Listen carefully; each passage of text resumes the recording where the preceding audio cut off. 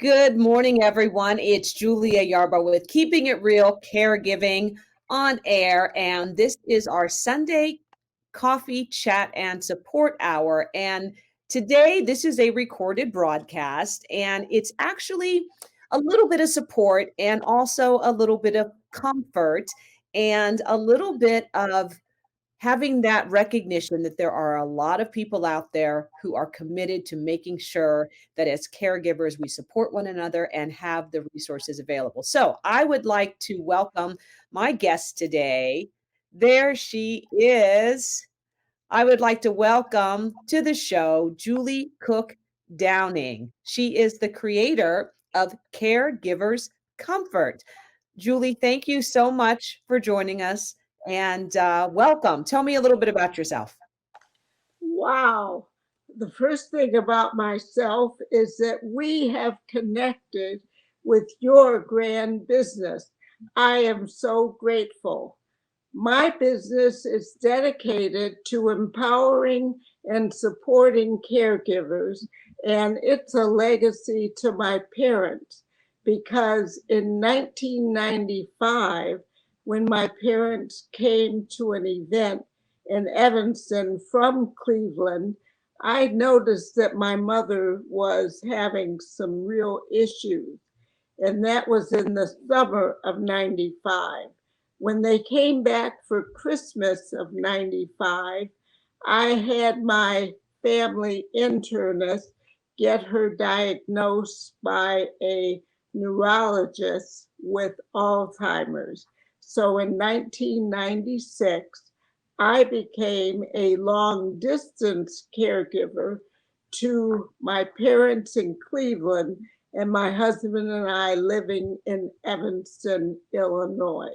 One of the things, just hearing that time length, you were diving into the world of family caregiving long before there was such a public discussion of this reality. Do you feel as if you were completely on an island by yourself at that point? And have we improved the landscape so that people have resources and know where to turn? How different is it now as opposed to when you first started caring for your mother? It's very different now because I attended support groups beginning in 1996, and I learned what many caregivers are like: feeling guilty, feeling by themselves, not reaching out for help, all of the kinds of things that I reinforce.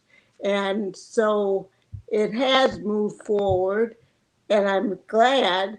And I'm glad that I have exclusive products for caregivers because of the legacy to my parents. Tell me a little bit about the creation of the Caregivers Comfort concept. You have a website, you have a full platform, you offer products and services. So clearly, there's a passion to help other people. Tell everybody about that. Okay, my products are about the caregiver making themselves a priority, having inspiration, and also having organization, which is so severely needed by caregivers. Because in 2000, my copyrighted phrase is caregiving is quite possibly the hardest job in the world. And I have experienced caregiving for 3 decades. And because I have facilitated caregiver support groups for all caregivers, where the caregiver is the priority rather than the patient with the illness, I know what this is all about. I am really deep into it. When we talk about the caregiving and making sure we're taking care of ourselves, what would you say are the top two things that you learned that you now advocate for others that are a must do so that we can care for ourselves mentally, physically, emotionally? The top two things I learned is that I still needed to make myself a priority because of the load of caregiving, and that I needed to realize that I could be gone before the loved one I'm caring for because of the load. So you combine that and come up with the ways of making your load easier and more healthy. When we think about if we're not taking care of ourselves, there's a good chance that we could something could happen to us while our loved one is still rolling forward, and we haven't cared for ourselves. One of the problems is that caregivers don't typically reach out. For example, with caregiver support groups, I didn't have a large, huge group, but I had dedicated caregivers that came.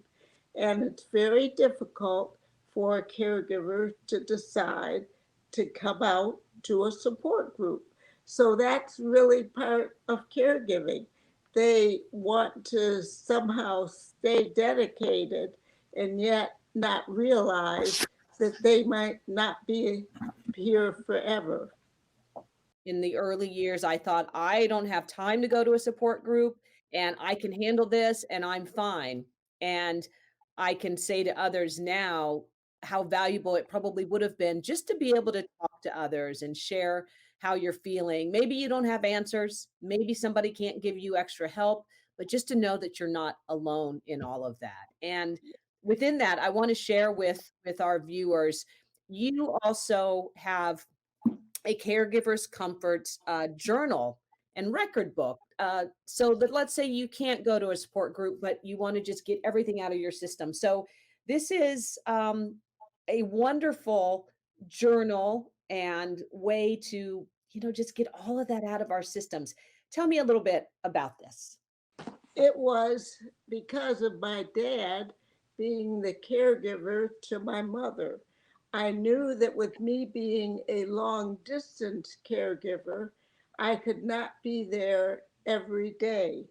But I knew my dad needed inspiration daily. So I wrote the journal for him, but this journal had me with him every day with inspiration and uplifting. And I will tell you what is happening that's new with my journal. With my 2023 calendars, there will be, instead of a daily journal, there will be a monthly journal for the entire year. And it will be part of my printable and digital calendars. It will also be sold on its own as well. Congratulations for taking your experiences and working to help others. And I wanted to touch on one other point before we wrap up. You spend a lot of time working very closely with veterans also. Tell me about that and why it's so important that we focus on that specific group. Well, my father was a World War II Navy veteran, and in 2001, after having done what we did for my mother, who passed in 1999, and for my dad, who was in independent living, he needed assisted living. And my husband Ted said, let's bring him to Sarasota. When we move, we'll bring him from Cleveland to Sarasota. And we ended up being his caregiver. So I have been a veteran's caregiver to my dad. And that just has made me so inspired about being part of a veterans group, having the only veterans caregiver support group in Sarasota back in time before COVID. What do you hope your legacy will be within the caregiving space as we move forward? I want to be finished with being a caregiver. And if I am cared for, I want the caregiver to understand my Caregivers Comfort Creed. The last sentence is that we read together in my groups. Grant me the ongoing strength and wisdom I need so that I may continue being the caregiver rather than the one requiring care. And it's so important for caregivers to truly understand how much they're doing, how grand it is that they're doing. And I have developed products within my calendar that shows them right in their face how great they are. The Caregivers Comfort Creed, the Certificate of Appreciation, and every month the to do that makes the caregiver the priority. Such important information. And as we wrap up, I want to share this is a screenshot of your website. Briefly tell us about how people can find you and why they should find you. The website I'd love for them to go to that will be helpful nationally or even around the world would be my product page. Well, I think that's what I want our viewers to know, that they can reach out to you. They can contact through the website. They can contact through the Keeping It Real caregiving platform. And excited to say that the two of us, the Julie and the Julia, for everybody in the Keeping It Real caregiving world, we are looking to partner up a little bit and collaborate. So much of the work that Julie has created over the years to help all of us as caregivers will soon be available and accessible through the Keeping It Real Caregiving website as well, because I want to help her reach as many people as possible. Because what we do as caregivers is, as Julie has created and shared, so vital, so important. So, Julie, thank you so much for joining us this morning. It is my honor and privilege to be able to meet and work with you and bring you to the Keeping It Real caregiving family. Thank you so much. I thank you, and I am so grateful to you for all that you do and are a caregiver. So, my best always to you forever, Miss Julia. That is going to wrap it up for this edition of Keeping It Real Caregiving, our coffee chat and support half hour. And I hope that you've enjoyed meeting and chatting with Julie, my namesake on the opposite coast, California to Florida. So remember, you can find all this information at keepingitrealcaregiving.com. And also be sure to subscribe to the Keeping It Real Caregiving newsletter at Facebook Bulletin at keepingitrealcaregiving.bulletin.com. For Keeping It Real Caregiving, thank you so much for joining us. This is Julia Yarbo, and I will see you next time.